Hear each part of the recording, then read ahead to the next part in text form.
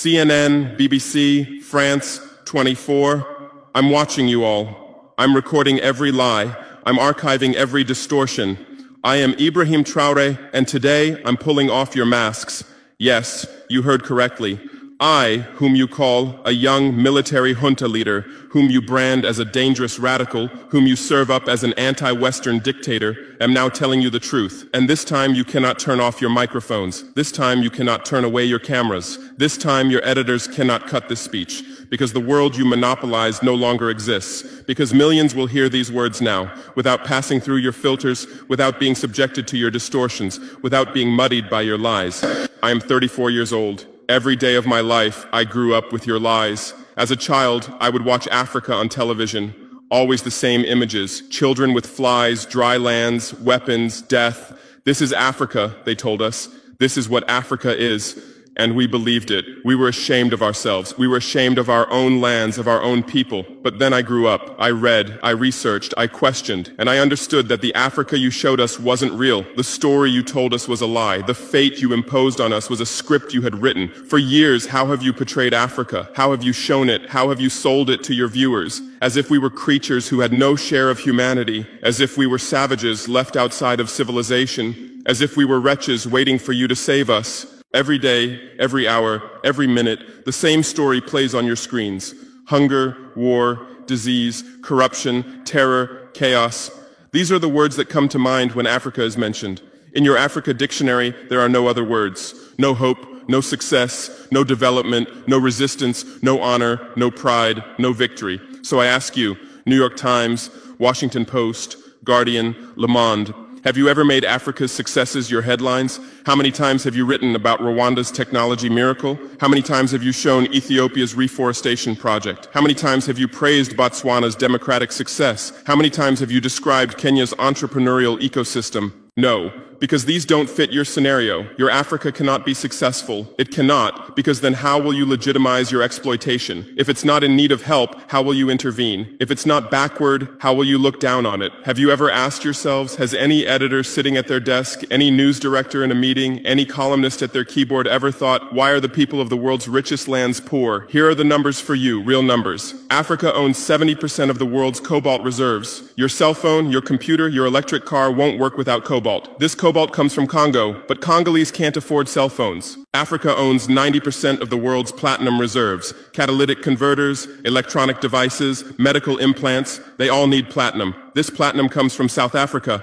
but South Africans are crushed by unemployment. Africa provides 30% of the world's gold production. Mali, Burkina Faso, Ghana, Tanzania. Gold flows like rivers from our lands. But our people swim in poverty. Africa supplies 65% of the world's diamond production. Botswana, Angola, Congo, Sierra Leone, billions of dollars worth of diamonds are extracted, but our miners live on $1 a day. Africa owns 35% of the world's uranium reserves. Niger, Namibia, South Africa. Nuclear plants run on our uranium. Paris lights burn with our uranium. But our villages have no electricity. And you still ask, why is Africa poor? No, the right question is, how was Africa kept poor while being so rich? Here's your answer. Colonialism didn't end. It changed shape. You used to come and occupy our lands. Now you come and establish companies. You used to take by force. Now you make agreements. You used to rule with the whip. Now you rule with credit. Let me give you concrete examples. With numbers, names, dates, but you'll never write about these. Glencore, Swiss-based mining giant, extracting cobalt in Congo. 2022 revenue, $256 billion. Tax paid to Congo, $500 million. That's 0.2%. Is this justice? Rio Tinto, British-Australian mining giant, extracting bauxite in Guinea, 20 million tons annually. What's left for Guinea? Environmental pollution and cancer. Total, now Total Energies, French oil giant, extracting oil in Angola, Nigeria, Congo. 2022, profit, $36 billion investment in Africa, dirty pipelines, Anglo-American, founded in South Africa but now in London. Diamonds, platinum, iron, taking everything. What it left in South Africa, 6 million unemployed miners. And these are just the tip of the iceberg. What about the invisible, the secret deals, the offshore accounts, the transfer pricing tricks? Every year, $88 billion in illegal money flows out of Africa. Who writes about this? Every year, $45 billion in aid comes to Africa. Everyone writes about this, but no one says Africa is not the continent receiving aid, it's the continent giving aid. While you zoom your cameras on swollen bellies, there is a huge system working silently in the background. Every day, tons of gold, diamonds, cobalt, uranium, oil leave our land. But how? Here is the system. Step 1, create corruption, bribe our leaders, open offshore accounts, promise them a life of luxury, send their children to your schools. Step 2, make deals, get 50-year, 99-year concessions, ask for tax exemptions, be exempt from environmental rules, ignore labor rights. Step 3, control the infrastructure. Take over ports, airports, railways, but only from the mine to the harbor. Don't build roads to the villages. Don't bring electricity to schools. Step 4, provide security. Set up private security companies. Arm them. Declare protesting. Step 5, silence the media. Buy local journalists. Suppress opposing voices. Serve internal unrest news to international media. And this is how the system works. It's been working like this for 100 years, and you don't see this system. You don't want to see it, because you're part of the system too. Who are the biggest advertisers of New York Times, CNN, BBC, oil companies, mining companies, arms companies, pharmaceutical cartels, the companies that exploit Africa? You live on their money, you defend their interests, and what I'm about to tell you might cost me my life, but it's no longer time to be silent. France's system in Africa is the CFA franc. 14 African countries still use French colonial currency. 50% of these countries' central bank reserves sit in the French treasury. France applies negative interest to this money, so we pay France to use our own money. Through this system, France transfers $500 billion worth of resources from Africa every year. Does anyone write about this? No. But when France gives Africa 10 billion euros in aid, it makes headlines. Britain's system is more sophisticated. London is the world's money laundering center. City of London, offshore paradise. Every penny stolen from Africa passes through London. Jersey, Guernsey, Cayman Islands, Virgin Islands, all under British control. Africa's wealth hides there. America's system is AFRICOM. Africa Command, 46 military bases on the continent. Official purpose, security. Real purpose, resource control. Drones in our airspace every day, listening devices everywhere. They say fighting terrorism, but it's not terrorists. It's people's leaders who are targeted. China is the new player, says win-win, builds infrastructure, gives credit, but in exchange for what? 99-year port concessions, mining rights, agricultural lands, debt-trap diplomacy, ask Sri Lanka, ask Zambia, and you write about none of this. Why? Because you're not free press. You're corporate press. Your bosses are billionaires. Jeff Bezos bought Washington Post. Why? For love of journalism? Rupert Murdoch's media empire, Fox News, Wall Street Journal, The Sun, The Times, all from the same hand, all giving the same message. West is good, others are bad. Carlos Slim is the largest shareholder of New York Times, Mexican billionaire. Where's his wealth from? Monopolized telecommunications, got rich off Latin America's back, now controls America's most respected newspaper. And you claim to do independent journalism? Who are your editors? Which schools did they graduate from? Harvard, Yale, Oxford, Cambridge? Always the same elite schools, always the same worldview, always the same prejudices.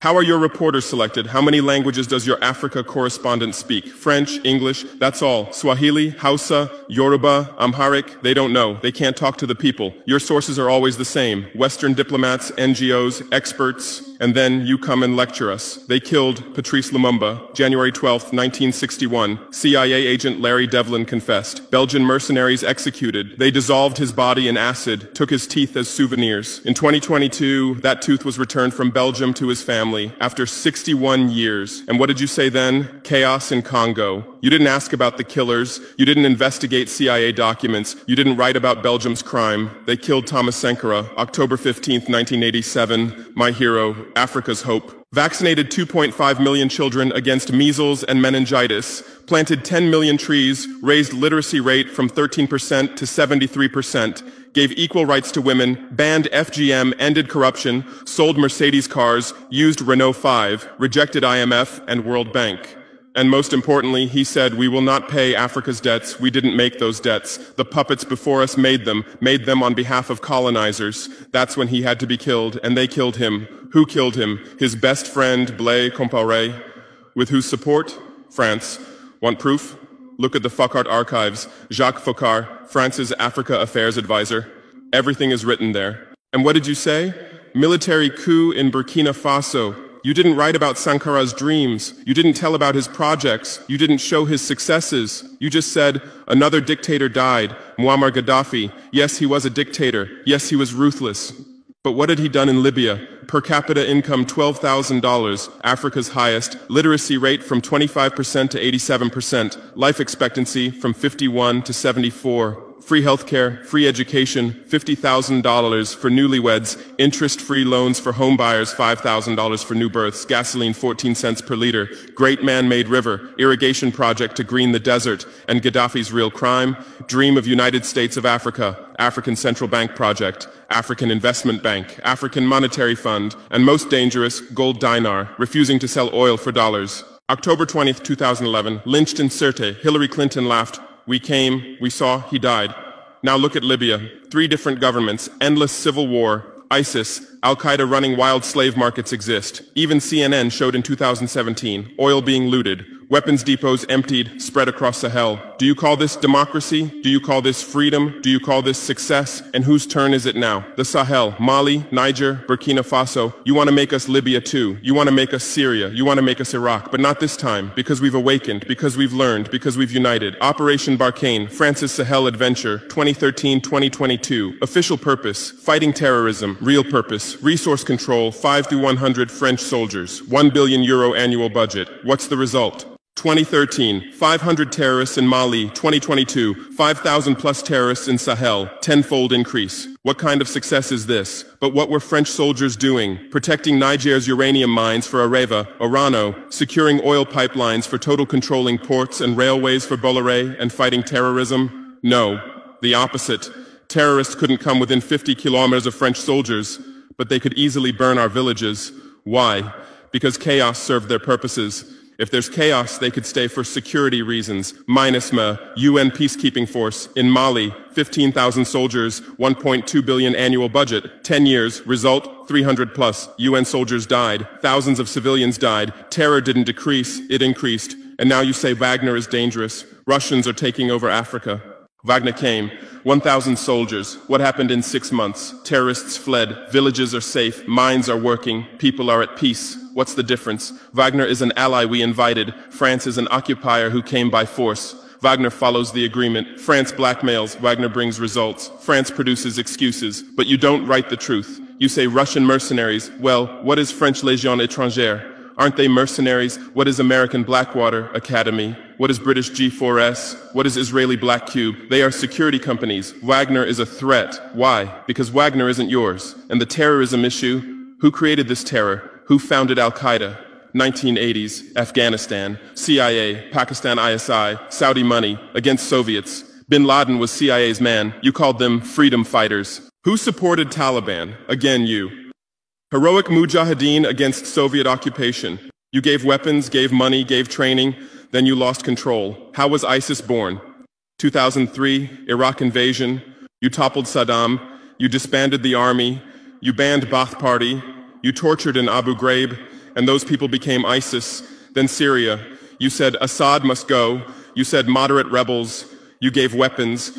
Those weapons went to ISIS, went to al-Nusra. You destroyed Libya. Who looted Gaddafi's weapon depots? Where did those weapons go? To Mali, to Niger, to Burkina Faso, to Nigeria, to Chad? Who strengthened Boko Haram? In 2009, Nigerian police killed their leader Mohammed Yusuf. Extrajudicial execution. What did you say? Nothing. Where were your human rights organizations? Silent. Then revenge started. Boko Haram radicalized. But where did they find weapons? From Libya that you destroyed. And now you come to lecture us about fighting terrorism. You're helping us clean up the monsters you created? No, we've seen the game now. Terror is your Trojan horse. You come with the excuse of terror, you stay, you exploit. But it's over now. We'll provide our own security, we'll fight with our own methods, and we'll win. Because we are the children of this land. We know this land. We know these people. We can distinguish terrorist from villager. We don't fight from drones, from satellites, from 10,000 kilometers away like you. And we're winning. In Mali, in Niger, in Burkina Faso, terror is ending. Villages are safe. People are hopeful. Because now our own army, our own police are fighting, not for foreigners, but for the people.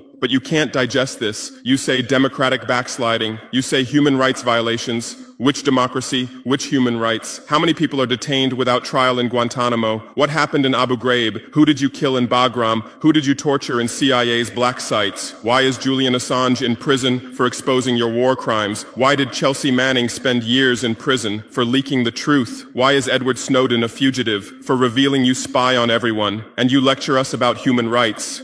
How many civilians died in your drone strikes? You say collateral damage and move on.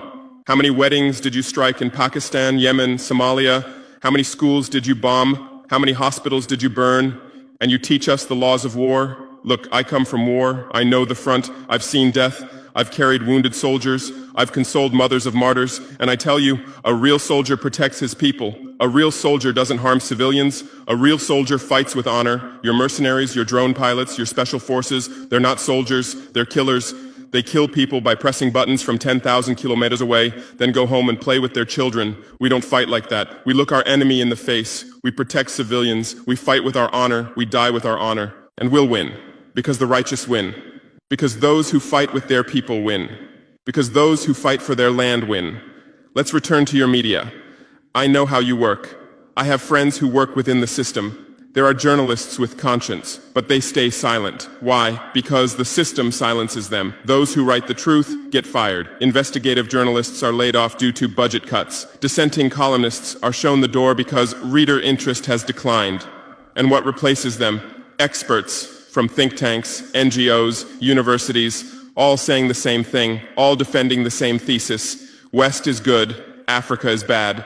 So who are these experts? Where do they get their funding?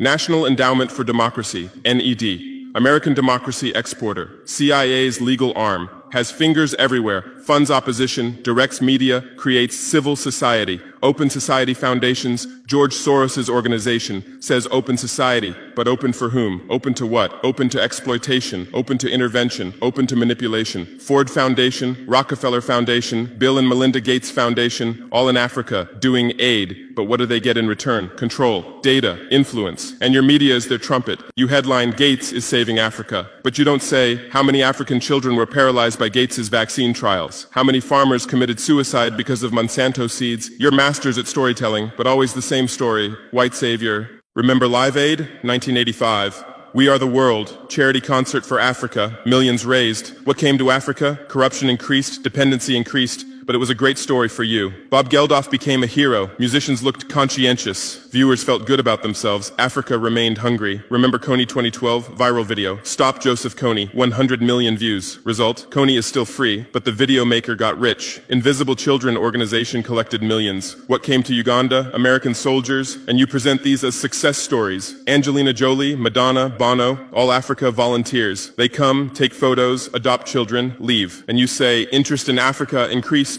What interest? Whose interest? Interest for what? Madonna adopted from Malawi. You made headlines. But 100 children die from malaria every day in Malawi. You didn't write that, because that news doesn't sell. Bono became Africa's spokesperson, raised billions with U2 concerts, but moved his company to Netherlands to avoid taxes. Money stolen from Africa also passes through Netherlands. Did you write about this? George Clooney campaigned for Darfur, said save Darfur. Result? Sudan split. Oil remained in South Sudan. South Sudan is now in civil war. Who's getting the oil? Take a guess. And you always present these as humanitarian aid. But these are imperialism's soft face. These are exploitation's PR. Let me give you real numbers. Every year, 134 billion in aid and investment comes to Africa. Every year, 192 billion in resources leave Africa. Net loss, $58 billion every year. But you only write about the incoming $134 billion.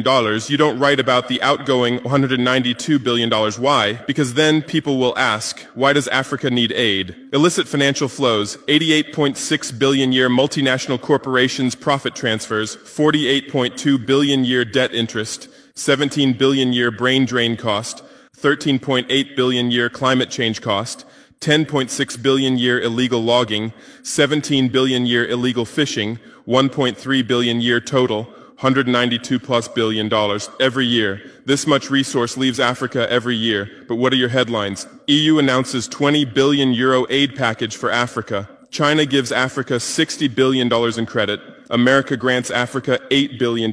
People read these and think how generous they are, how charitable, how ungrateful Africa is. But the truth is the opposite. Africa is financing your standard of living. Africa is subsidizing your prosperity. Africa is making your technology possible.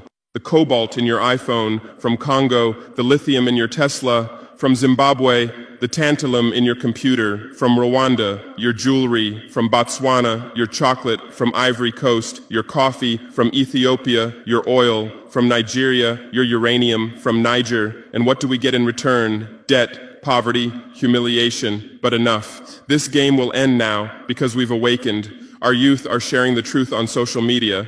Bar France out hashtag used 100 million times. Africa is bleeding 50 million. On Stop Exploiting Africa, 75 million. And what are you doing? You say Russian bots. You say Chinese propaganda. You say disinformation. No. These are real voices of real Africans. This is real anger. This is real awakening.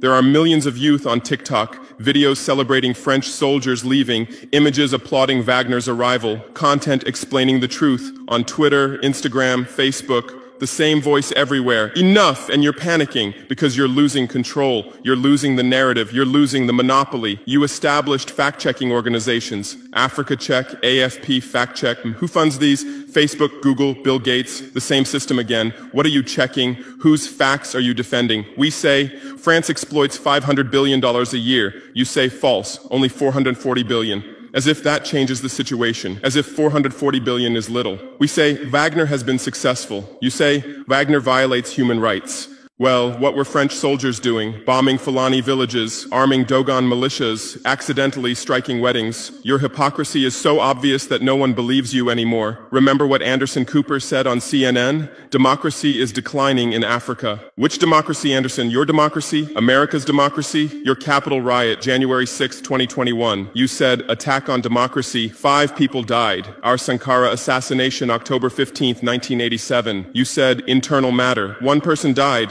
but that person was the hope of 20 million people. In your elections, corporations fund candidates, lobbyists write laws. You call our elections rigged. In your country, police kill blacks. George Floyd, Breonna Taylor, Ahmaud Arbery.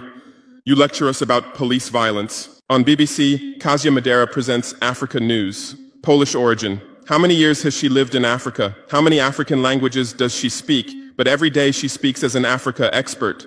Africa is like this. Africa is like that.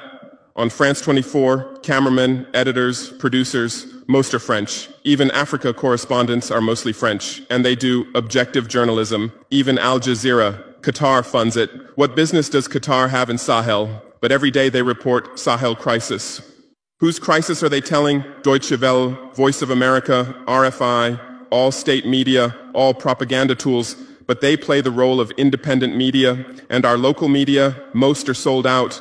Most are cowards, most are dependent. Le Pay's newspaper in Burkina Faso. Who's the editor? Where did he get his education? Where does he get his funding? Who are his advertisers? We know the answers, all tied to the same system, all serving the same master. But a new generation is coming. Bloggers, YouTubers, podcasters, they have no masters, they have no fears. James Coco, Natalie Yam, Kemi Seba. They have millions of followers. They tell the truth, they expose the system, and you label them as extremists. You try to shut down their Twitter, you restrict their YouTube, but in vain. Truth cannot be stopped. You close one channel, 10 open. You silence one voice, 1,000 rise. Here's my final message to you. Your lies are ending. Your empire is collapsing. Your monopoly is breaking. And what's replacing it? Truth, justice, freedom. Africa is no longer your story. Africa is writing its own story, filming with its own camera, telling in its own language. And in this story, you're not heroes, not saviors, not benefactors. In this story, you're the guilty ones, colonizers, liars, thieves. But you still have a chance. You can still change. You can still stand on the right side. There are journalists with conscience among you. I know. I recognize them. We talk. I call out to them.